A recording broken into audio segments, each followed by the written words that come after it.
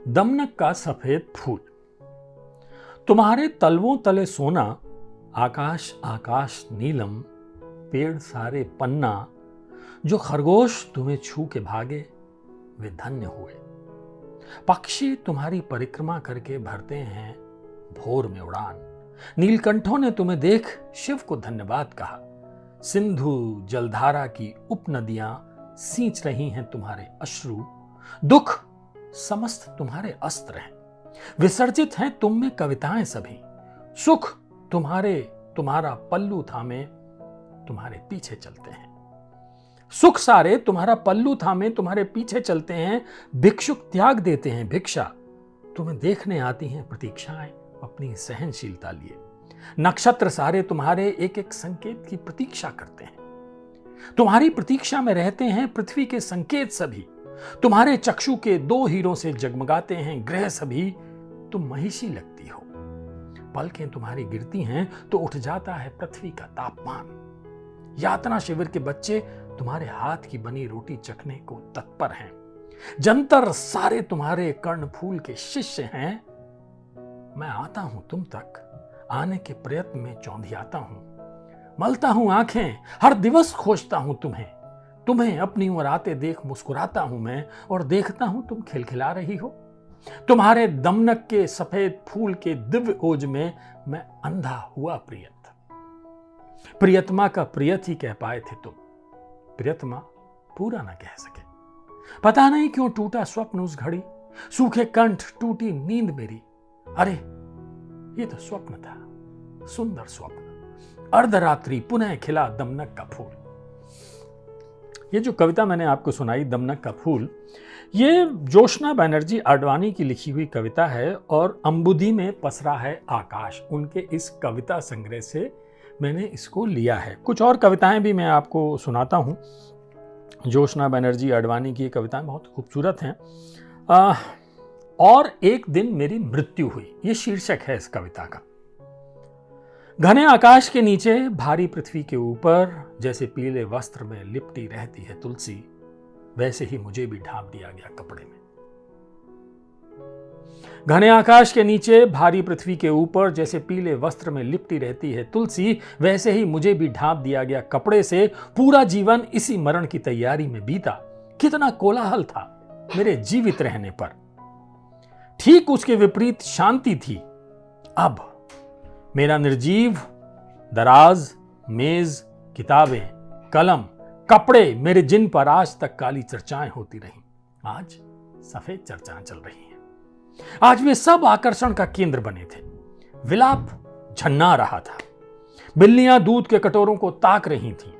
आज मेरी कविताओं को कालजयी कहा जा रहा था। यह सब थोड़े समय तक ही रहेगा।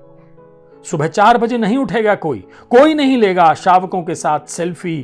कल्पना में कोई ये नहीं सोचेगा कि कबूतरों पर भी कोई गद्य कविता लिखी जाए। जाड़े की धूप में चेहरे पर चुन्नी डाले कौन सोचेगा कि आने वाली होली पर कौन सा बहाना बनाया जाए इस बार रंगों से बचने के लिए। मेरी घेरी हुई जगहों पर अब कौन कब्जा करेगा, इससे मुझे कोई मतलब नहीं। मेरा प्रतिनिधित्व कोई नहीं करेगा मेरी स्निग्ध भूमिका में आषाढ़ शीत। तो ये कविता जोशना बनर्जी आडवाणी की है जो मैं आपको सुना रहा हूं।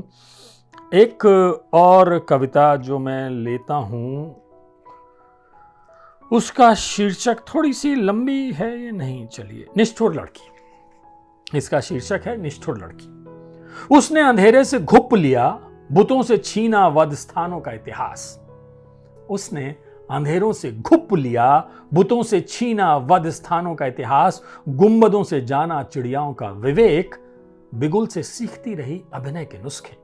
कर्फ्यू से ले ली मूर्खों की उक्तियां, एकांत में कविता लिखी, वो बंदूक से नहीं मरेगी। कविता हलक से ठाएं करती हुई एक दिन उड़ जाने का अभिनय करेगी और सीखेगी कि हर तिरस्कार के बाद गिरा आखिरी आंसू पहले आंसू के लिए पुरस्कार है।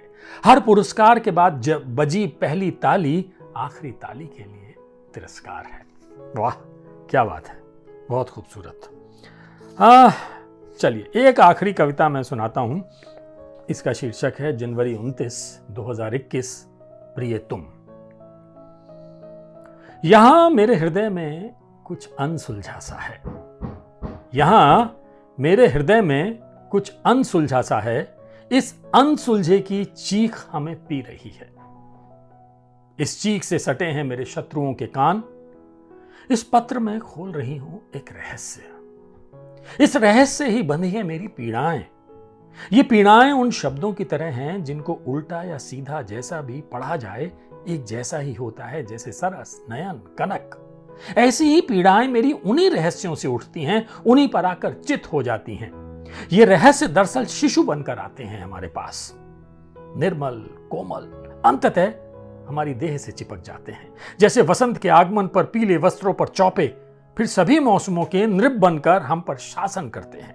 अदृश्य बेड़ियां हमारे हाथों में नहीं, मन पर पड़ जाती हैं। कौन ही विष मिला सकता है अपने भोज में? कौन ही सांस रोक रोक कर मरने का प्रयास करता है? बारंबार ऐसा कई बार किया मैंने प्रिय।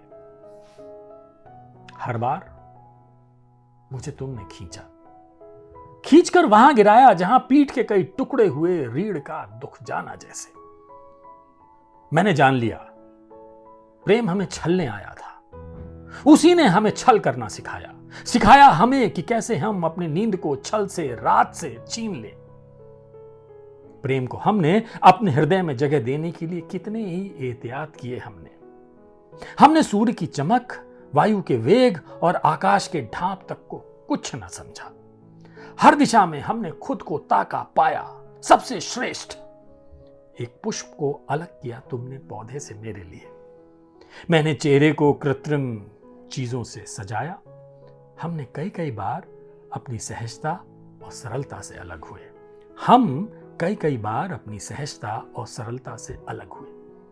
हम कितनी बार चौंक गए, कितनी बार भूखे रहे, असत्य कहा, छिपा लिया चीजों को।